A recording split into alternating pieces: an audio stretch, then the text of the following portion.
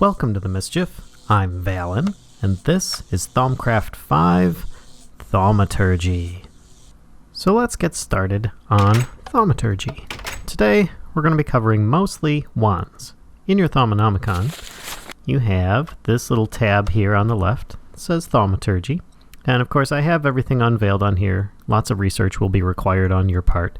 But in this case, I should be covering the majority of everything on here. I will not be covering the node attraction and stabilizer and such over here. That'll be a future possibility for another video, but I do recommend that you end up learning a lot of this because the wands can be very useful, not just weapons, but also tools for building and crafting, as well as mining. So, down into the pit we go. And here we are. To start with, you have a wand. Now, as you've seen in my very first couple videos, how you can make your own very simple wand, and they are the standard. These can be used for crafting, they can be used for putting a focus on them, all sorts of stuff. Now, there are other variations, and that is scepters, which you see here, and this is for crafting only. It only works in one of these arcane workbenches here. It cannot accept a focus, and it's very poor use in combat. So it will give you a 10% V discount, though, on crafting, which is excellent. Plus, it'll give a 50% bonus on the entirety of the V in the wand. Now, the staves, or a staff, is not going to fit in the arcane workbench. For example, whoops, I can't put it in here. I'm clicking and nothing happens. But it can be used as a weapon, and a pretty good one actually. It's got +6 attack damage, as most staves do. So it's almost as good as a diamond sword in a pinch. But besides it not being craftable, it will give you a 10% V discount on foci use, which is pretty cool if you have foci with you. Then you've got your bonus 50% V storage on a staff as well. And this is in comparison to a standard wand. So you might have specialty uses that you want to have instead of just your standard wand. Crafting, combat, building, who knows? So let's get into all the differences that there are. So there are rods and staffs, or staves, excuse me, as well as caps are pretty much how you build them. Now, in a traditional manner, you would take a rod of some sort with caps on either end and make yourself a wand. Now, if you are to make a scepter, you will need to have 3 caps plus a primal charm, and you can make yourself a scepter. Now, if you're going to make yourself a staff, then it's going to be a little bit different. You're not going to use any caps at all. Well, to start at least. Allow me to get the materials for this. Now, as you see here, I have a reed rod. You need a second reed rod. Now, this is just making a reed staff. So just an example, it doesn't have to be a reed, but it has to be a rod of some sort. And then you put a primal charm on the end, get yourself a reed staff core, which resembles this here. Let me clear these out. Then you take a couple of caps, put them on either end, and you get yourself a staff. So it's a 2-step process for creating a staff, whereas it's a 1-step process for creating a scepter. So now that you know how to make these, let's get into the differences that you can actually get. So we'll start off with the rods and staves. You can use a stick as a scepter to start with if you wish. That will give you a little bit extra V in there, so an extra 150 instead of your 100 that your starting wand would be, though I'm not sure if it's worth it. Entirely up to you. Now, typically, any of these will still have to be on your hotbar in order for them to charge, but there are alternative methods that I will get to at the end of this in order for you to best make use of it. So, now, as a staff, you cannot make a stick staff. No, just no. Now you've got your great wood rods and your great wood staff components. Now, as a regular rod, you'll get 250 V capacity. If you turn it into a scepter or a staff, it increases to 375. There's that 50% bonus in there. Great wood wands are simply made in an arcane workbench with a couple of great wood logs and a little bit of perdicio. Coming over to the blazing, we've got 500 for the scepter and staff, and 375 for the wand. Now, the bonus on this is that with blazing rods of any of these categories, if you drop below 50%, I have a blazing staff here with me. If you look in the top left corner, I have 500. If I drop below 50%, in this case 250, then it will end up replenishing some ignis from that method. It will actually be not coming from the aura, it will be coming from the rod or staff itself. So therefore you will get half of it from the aura, half of it from the rod will replenish at that point while it's below the 50% rate. So it will replenish that a bit quicker, and it won't affect the aura as much, which is excellent. Very, very good thing to have if you're using fire or ignis in any special way. Now, icy is going to be exactly the same except with aqua. So you got that 50% bonus. Plus, if you make a scepter or a staff, you can get 500. Then quartz, you've got for ordo. Then obsidian, you've got for terra. Bone, you've got for perdicio. Reed, you've got for air. So the reed is made with a balanced shard, sugar canes, air shard, and a few different aspects here in an arcane infusion. So you've got to have your infusion altar set up for any of these. The blazing rod is going to be balanced shard, blaze rod, fire shard, and a few different aspects. The obsidian is going to be balanced shard, obsidian, and terra, or earth shard. Simple enough. I mean, these are pretty straightforward. Icy rod, a balanced shard, a block of ice, water shard, plus a few different aspects here. Then you've got your quartz, balanced shard, block of quartz, order shard, and a few different aspects. Bone, balanced shard, bone, entropy shard, and a few different aspects. And it's pretty cool that you can specialize it this way. Plus, it kind of gives you an in-between wand if you want to go with something before you get to silverwood, which is 750 if it's on a scepter or a staff, or 500 if it's on a wand. Which, if you notice, the wand is actually the equivalent of something of the higher end ones of those, but it doesn't have the automatic recharge bonus that you get from the other specialized cores. So this is just a good all-purpose one if you don't want to have a few different wands with you, or scepters or staffs or staves, as you prefer. Now that was just the rods and the staves. Essentially, those will give you your V maximums, and it will give you a possibility of an extra bonus recharge that does not affect the aura, that may also recharge faster for specific elements on some of them. Now, if you get into caps, it's a little bit different. So when you combine the caps and those together, you can get different effects going on with how your wands, scepters, and staves work. Now, iron caps, they are 103% average V cost. Now, each one of these caps actually recharges air a little bit faster than all the other percentages. Just a little. So that's why there's an average percent plus air and the others. So if you average out 104, 102, then it rounds to 103 average V cost. So iron caps, they're actually a little bit more expensive than the your standard 100% there. So it's really not the most magical of material. You get into gold, and that's very conductive. Funny how that works with electronics. It works for gold, for magic too, but that gives you 93%. With a 92 and 94%. And this is just your cost ratio. So if it says 1 per tick, it actually would cost you 0.93 on average per tick for all of the different factors in the corner there. Now, brass is a little bit more so, which you need to use magic in order to make brass, as we discussed in a previous episode.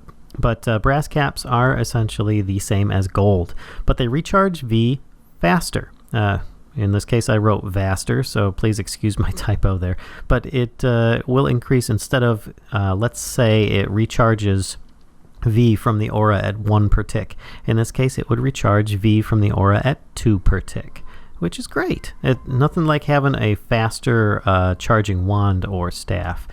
Then Thaumium caps, which is even better, because the gold ones, if you remember, do 93% average cost. These ones do 83% average cost. So you're getting a really good discount on that. Your magic or your V will last you a lot longer before you have to wait for it to recharge again if it's costing you a lot less.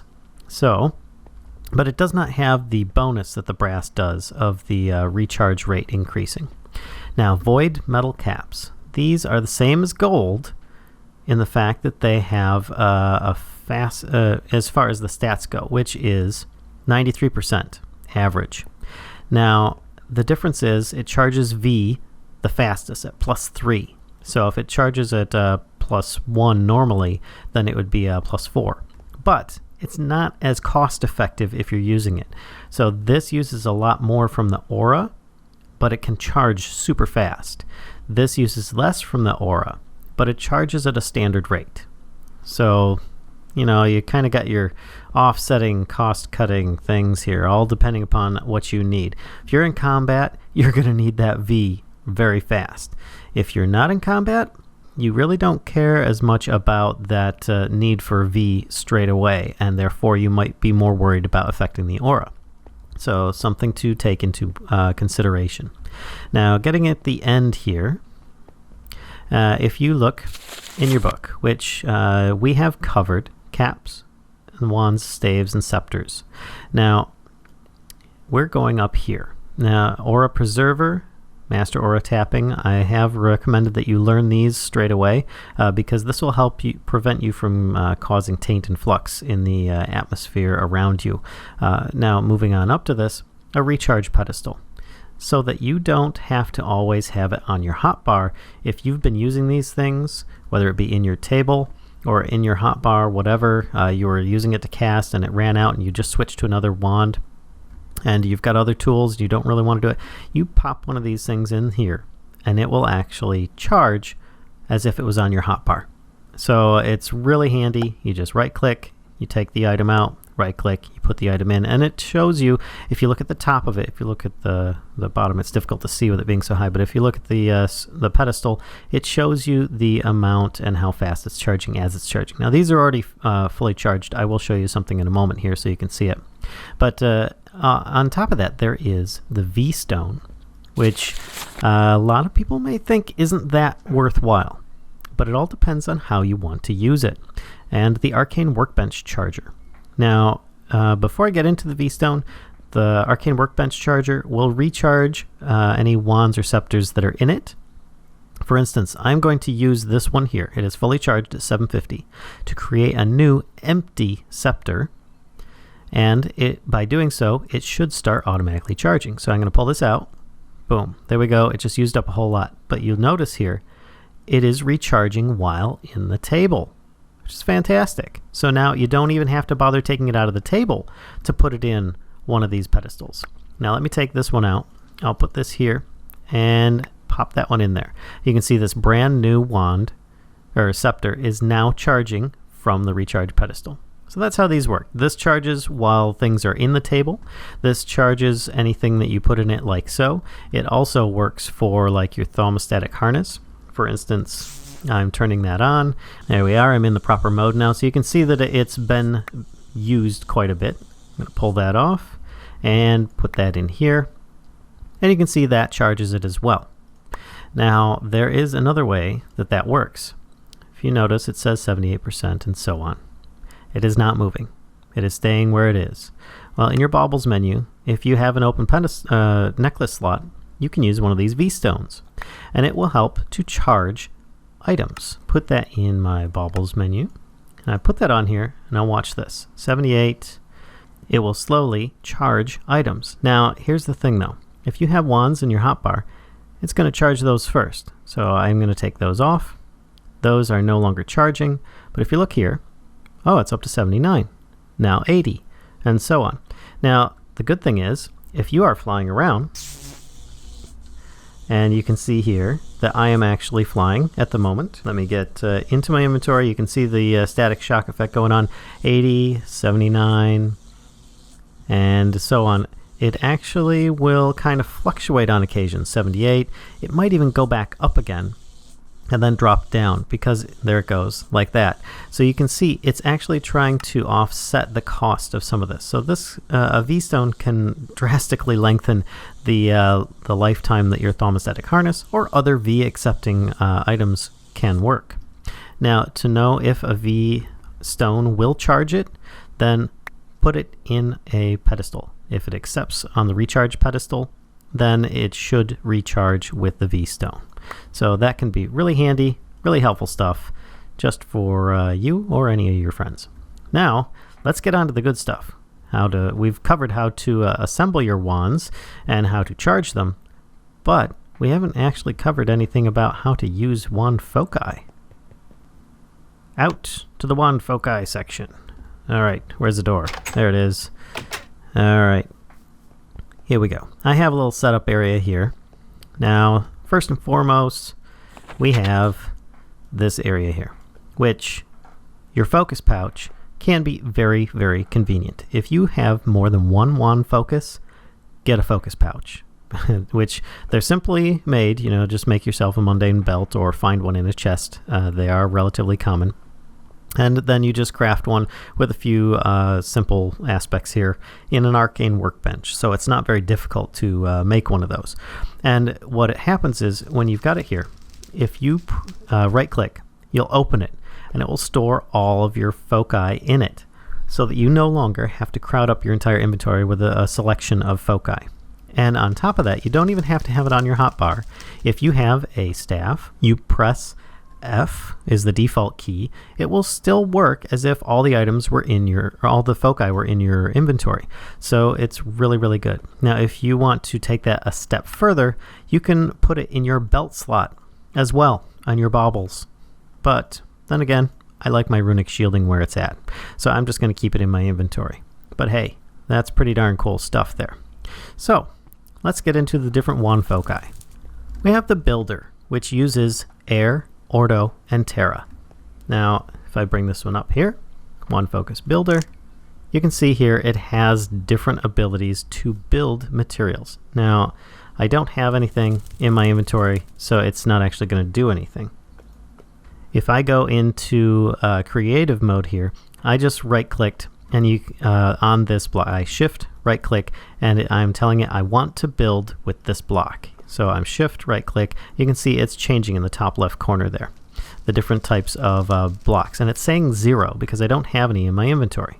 Now, if I grab a bunch of dirt, I place some dirt, and then I right-click on that, it says, oh, look, 64 in my inventory. Of course, it just turned into grass right away, but that's how it works. So now if I want to place dirt, I can. And by lining it up with edges on here, I can place a line of dirt very simply. So it can be very handy for building out areas that you need to use. Now you can aim with this thing at quite a distance. I believe it's like 32 or 64 blocks away. It's pretty crazy how far away you can build with this thing. So you should be pretty careful when you end up or when you use this, so that you don't build too much stuff in the wrong place by accident. Now, if you upgrade this, which the focal manipulator is used for that, then it will upgrade the area that it builds or is craftable in. Next, we've got the focus of equal trade. This one here is one of my favorites, and often one of the first things I go for, as I want to upgrade my base, but I don't want to demolish the entire outside. I just want to exchange the material for something prettier, because it doesn't match right. Kind of a builder style there. So once again, I'm going to go into here, the wand focus of equal trade, and you can see it uses ordo, perdicio, and terra. Now, if I focus on this, and you can see there's dirt, I place one of what I want to exchange it with in the world. So I want to exchange this dirt for stone. Shift, right click, it says stone, and I have a stack of 64 in my inventory. Now, I'm currently in creative, so it's not actually going to use the blocks up, but by doing so, I can now say, all right, well, let's exchange all these for stone. Now, watch this. You notice it only replaced a few blocks. That's because grass blocks are different, so it's only going to replace similar blocks in an area. So if I have a bunch of dirt that goes quite a distance here, it's only going to replace a certain radius. Whoops, that didn't actually help. But you can see it only went up to about here. And as you upgrade it, it will upgrade the area as well as give you a targeting reticule, like it will highlight the blocks as you use it when you upgrade this one. It's pretty darn handy. I do love this one quite a bit. Next, we've got excavation. Excavation looks similar to the builder, but it's got kind of like a little black hole effect in the center there. Really, really cheap. This is good for mining. So all you need to do is just hold down right click and you end up and you shoot out a kind of a laser beam. Not really from the wand tip itself. There's a little bit of rendering issues with that, but you can quickly clear out areas. Now, upgrades to this will, of course, either speed it up or widen the area that it affects. It will mine through simpler materials like dirt, stone, obsidian, all sorts of stuff. It should be really, really good. Of course, you will need certain materials in order to do so. I'm not going to be going over the recipes on these. They are in your book once you've researched them. And there are more than what I'm showing here. I'm only covering the general foci today. Next, we've got frost. These are more offensive ones for combat. It uses Aqua, Ignis, and Perdicio. Strange that it uses Ignis, I know, but hey, I guess some things are going to work like that. And you cast it, and it shoots kind of like a little bouncing snowball. You got to be careful, though, because it can hit you in the process. Like that. So but it does bounce, so you can bounce it around corners. You upgrade it, you can make the ball bigger, you can shoot more of them, it can go further, do more damage, and so on. Next, we've got fire. Now, I have a couple of examples of this one. Your standard fire is just kind of this little little flamethrower effect here. So it doesn't go too far, but you can use it to burn creatures. Let's see here. I think I've got a cow over here. Here we are. So it does damage as it hits, and it will light them on fire. Now you notice it doesn't actually light the ground on fire. It can be upgraded to light the ground on fire as you cast it, as well as do more damage and even turn it into fire beams. Next we have shock. This one here is one of my favorites. It shoots a lightning bolt out, and it kind of aims in a certain area. So if you're relatively close to a target, you see how I'm not actually aiming at them, but I'm hitting them, then it can be really quite effective. Now, you just hold it down, and you will constantly shoot a ray out. And this one, once upgraded, can be much more effective as well. But it is rather expensive on the air. Good thing that most of the wands have a bonus regeneration rate on the caps for air. Then you've got 9 hells. This one here is a bit more creative. Right-clicking won't actually produce anything. You have to have a target. And then it will launch a small bat that will home in on the target and attempt to blow it up. You're basically just launching a fire bat at something, and it instantly blows up on hitting the target. As you level this one up with your focal manipulator, it can do all sorts of different things, making one giant bat come after them, launching several small ones, vampire bats, and so on. It can be very interesting. Next up, we have the grappler. this one here is one of my favorites. You throw out a beam and propel yourself forward. No need to hang on to it. You just launch it and go. And you can even launch yourself up areas. So if you get close to the edge, for instance, you can't actually aim down on a ledge that's above you, then you can use it to propel yourself up and over that ledge. So it's really, really cool. I like this one quite a bit. You can upgrade this one to allow you to go further, faster, farther, and so on. It's really cool. I do recommend you try this one out, if only just because it can make you go quite fast, quite quickly. And you can scale tall hills and mountains with relatively little difficulty, provided that you're able to reach the destination that you're going for. Woohoo! And last but not least, we have the portable hole, which looks really expensive, but that's really just for when you're using it one cast, which often it's used to get through walls and structures. Secret entrance, just like that. It's very simple, very easy, but you do have to watch out, because if you use it on something like this, you might end up falling through to nothingness. When it closes, you're stuck in there, you'll start suffocating. So you got to be careful where you're using it. You want to make sure that whatever surface you're using it on is far enough that you can get through to the other side before it closes. Now, upgrading this one will give you longer durations. It won't actually open up a wider space, but it can go further into parts, because if I cast this, it's not actually going to go all the way down to like bedrock or anything, but if I upgrade this considerably, then it can go much further down, and you can have it open for longer periods of time.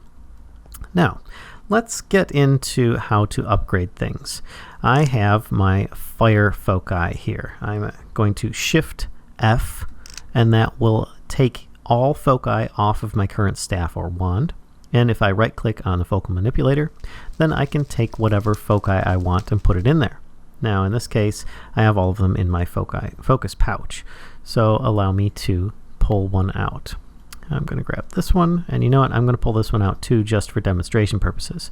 And now, if I right click on here, you'll see it says 1, 2, 3, 4, 5. You have 5 enchanting levels of your foci. Now if I take one here, this one says it's got 2 options: frugal, which means it costs less to use, or potency. It upgrades, and this upgrade will actually increase the damage. So let's do potency. And you can see here it has this different information. Aqua, it takes 200 from the aura, 200 Perdicio, and 100 Terra from the aura, plus 6 experience levels to start upgrading it. To do the upgrade, just right click on this little like green rune bar here. And you'll see it's using the aura to currently enchant your foci. Now, as you decide what you want, this is all you have available for that one level. The next level, you might have something different, so choose wisely. You can't go back and redo it unless you just craft a whole new one. Now, in this case, once that's done, boom, it goes to the next level, Alchemist Fire, or you can add another level of potency. So it's now, from its 100% damage, it's 120% damage now because it has potency on it. But it still costs the same amount. So you can lessen it if you want, and possibly get different outcomes as you level up. Now in this case it says Alchemist Fire. Increases the potency of the elemental fire in the focus. Any target satellite will burn for much longer. So let's choose that. Why not? So now when I use this fire effect, it will set creatures on fire for much longer duration. Now there are a couple levels of this throughout the entire process. It will take a bit of time, and you can see it's increasing in experience level cost as well. So you might want to choose what you want very carefully. Now here we go, Fireball. The focus will now produce an explosive ball of fire you can hurl at your foes. The Alchemist Fire upgrade causes it to also set the ground aflame around the point of impact. That sounds like fun. I'm going to do that, but look at the cost here. You really have to pay attention to what you're doing as you're doing it. Now I have chosen Fireball, and we shall hopefully get that shortly here. Fire beam is not going to be an option on that one, but while that's doing it, I'm going to show you the other one, the fire beam. So let me open this up. This one has potency 4 and fire beam on it. So it is 2, 4, 6, 8, 180% damage plus fire beam. So when I cast it, it shoots a little stream here. It's easier to see when I've got it like this. You have yourself a really good narrow beam, longer shooting flamethrower. Really, really cool, really effective. Let me find a target for you. Here we go. Under a tree, I am going to put down a zombie. And you can see, made quick work of him. Now you do have to keep in mind though, you launch a pig zombie who has fire immunity. Nothing. No effect whatsoever. So something you'll have to be cautious of. Putting all your eggs into one basket is not necessarily a good idea. Let's go check on that fireball focus. There we go. Well, rather than going to the next level, because that did take a while, I'm just going to take this, and we are going to choose that one. Now this one has Alchemist Fire, so creatures will stay burning for longer. Let me toss down a zombie here, and we're going to use this on him. Boom. Very big, very effective. Now you see, the pigman actually takes damage because it's explosion damage. So the fire may not be affecting him, but the explosion does. So you'll have to be very cautious though, because you don't want to accidentally set things on fire that you don't want to burn. So that about does it for the Thaumaturgy tab for now. Getting into the basics on that one, on how you can make yourself scary and effective. I hope you guys enjoyed this video. If so, please feel free to spread the mischief. And until next time, we'll see ya.